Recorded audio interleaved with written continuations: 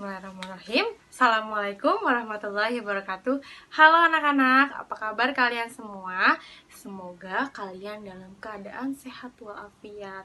Baik anak-anak, kita ketemu lagi dalam program PJJ yang diselenggarakan oleh KKG Harjamukti Kota Cirebon. Baik anak-anak, hari ini kita akan belajar tema 5, subtema 2, pembelajaran 1 dan 2. Tapi sebelum ke pembelajaran, kita perkenalan terlebih dahulu ya. Masih ingat dengan nama ibu? Ya, nama ibu adalah Vini Laviani. Tempat mengajar ibu di SD Negeri Pesantren. Anak-anak, karena masih dalam pandemi, jadi kita harus tetap menaati protokol kesehatan ya, dengan cara yang pertama yaitu mencuci tangan menggunakan sabun. Yang kedua adalah memakai masker. Dan yang ketiga adalah menjaga jarak. Dan keempat, menjaga mobilitas dan menjauhi kerumunan. Itulah protokol kesehatan yang harus kita laksanakan agar pandemi ini segera selesai. Amin. Selanjutnya, kalian siapkan alat tulisnya.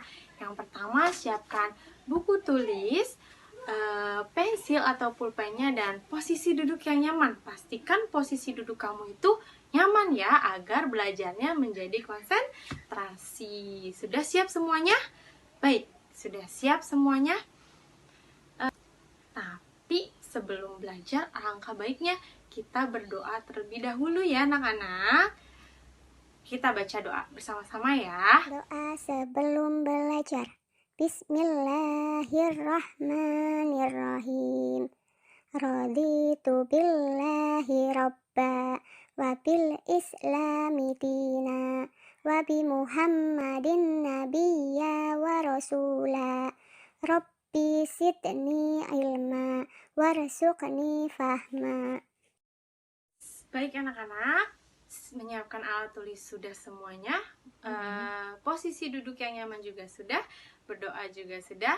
Maka selanjutnya kita langsung ke materi.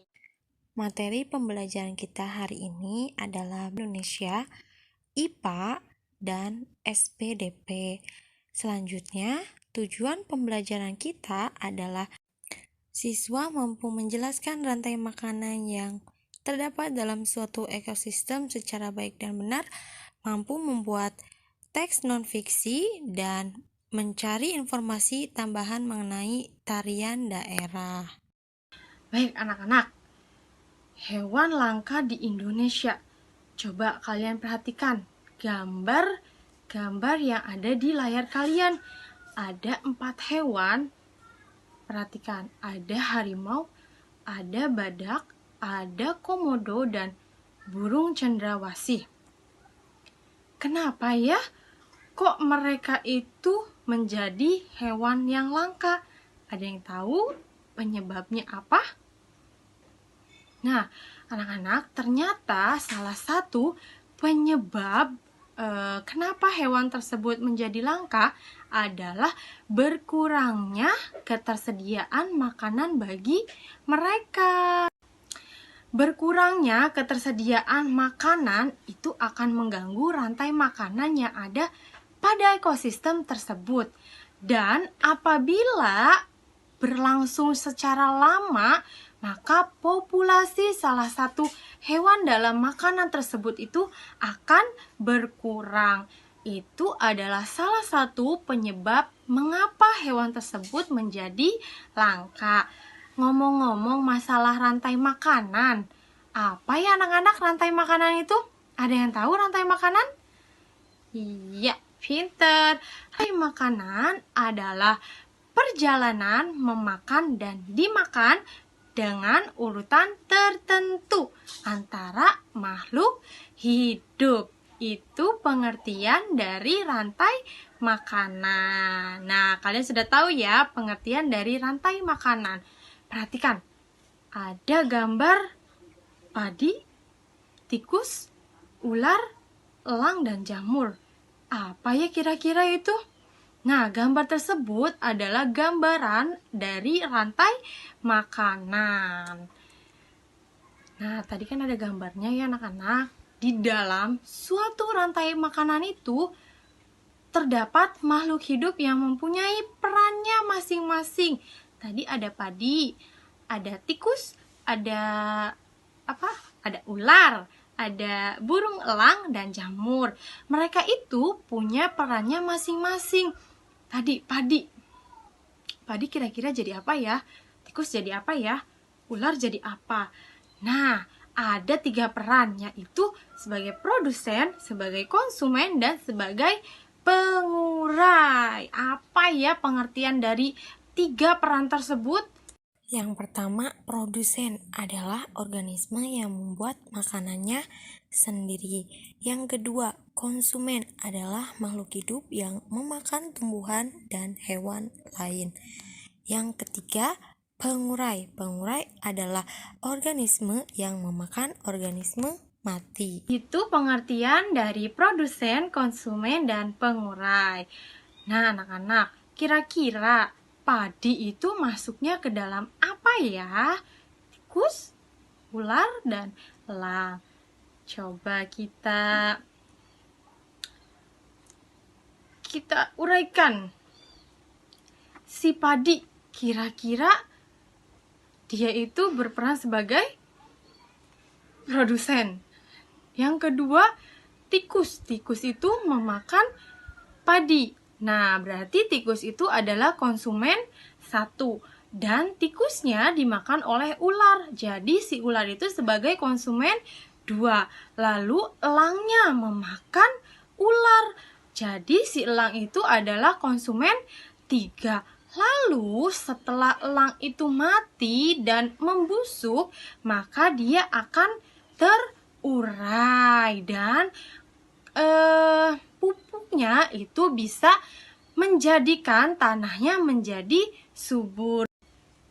Kalian tadi sudah menentukan rantai makanannya. Kira-kira tadi padi, tikus, ular, elang itu termasuk dalam rantai makanan ekosistem apa ya?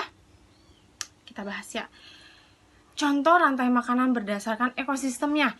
Itu ada rantai makanan di darat, ada rantai makanan di gurun, ada rantai makanan di laut, rantai makanan di danau, rantai makanan di sungai, dan rantai makanan di savana. Ada 6 jenis rantai makanan berdasarkan ekosistemnya. Selanjutnya, situ ada rantai makanan ya. Nah, si padi itu sebagai produsen. Lalu si padi itu dimakan oleh belalang. Maka belalang itu menjadi konsumen 2. Setelah itu belalangnya dimakan oleh kodok. Kodoknya itu menjadi konsumen 2. Kodoknya dimakan lagi oleh ular. Jadi ular itu menjadi konsumen 3. Setelah ularnya itu mati dan membusuk, maka dia akan terurai ya. Anak-anak, tadi kalian melihat ada gambar ular, elang, dan belalang kan? Nah, dari gambar-gambar di bawah tadi, kalian bisa membuat karangan non-fiksi tentang ekosistem. Kalian tahu apa itu karangan non-fiksi? Kita bahas ya.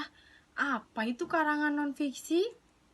Karangan non-fiksi adalah karangan yang mengenengahkan tentang data dan fakta, bukan menggunakan imajinasi. Jadi, karangan atau isi ceritanya itu sesuai dengan fakta dan data. Jadi, bukan imajinasi kalian ya. Baik anak-anak, di situ ada contoh karangan non-fiksi tentang ekosistem. Terdapat 2 paragraf ya, dan di 2 paragraf itu data yang diperoleh sesuai dengan fakta. Kalian tahu nggak anak-anak, ternyata keberadaan ekosistem juga dijadikan sebagai inspirasi dalam berkarya, seperti yang terdapat dalam beberapa tari daerah. Kalian sering kan lihat tarian-tarian daerah? Salah satunya adalah contoh hasil panen yang diperoleh dari ekosistem sawah yang dituangkan menjadi karya tari yang indah dan menarik. Ternyata dari ekosistem sawah itu bisa dijadikan inspirasi dalam tari daerah, anak-anak.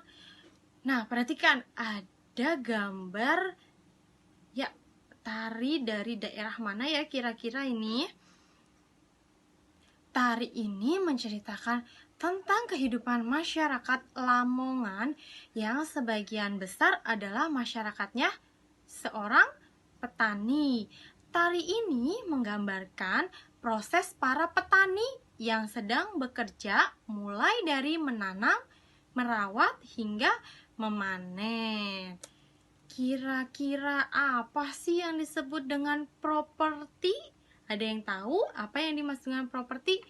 Ya, properti tari adalah alat atau benda yang digunakan sebagai perlengkapan pementasan tari guna menambah makna dan nilai keindahan gerakan tari yang akan dipentaskan. Itu pengertian dari properti tari. Baik anak-anak, tadi sudah lihat kan ada tari apa ya? Ini tari apa ya? Ini adalah tari capin ngacak. Tadi berasalnya dari mana?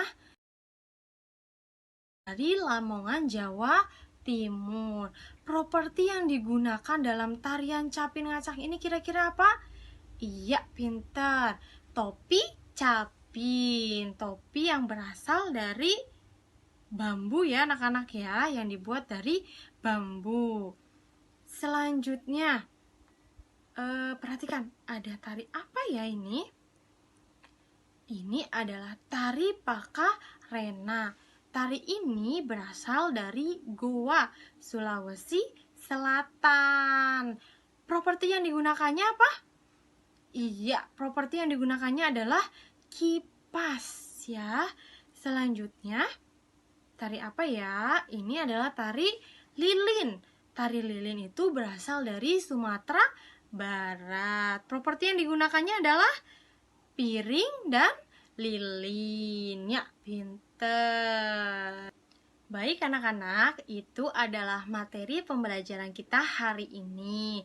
Tadi kita sudah belajar tentang rantai makanan, tentang ekosistem, lalu tentang apa lagi? Karangan non-fiksi dan tarian beserta propertinya. Baik anak-anak, semoga pembelajaran hari ini bermanfaat.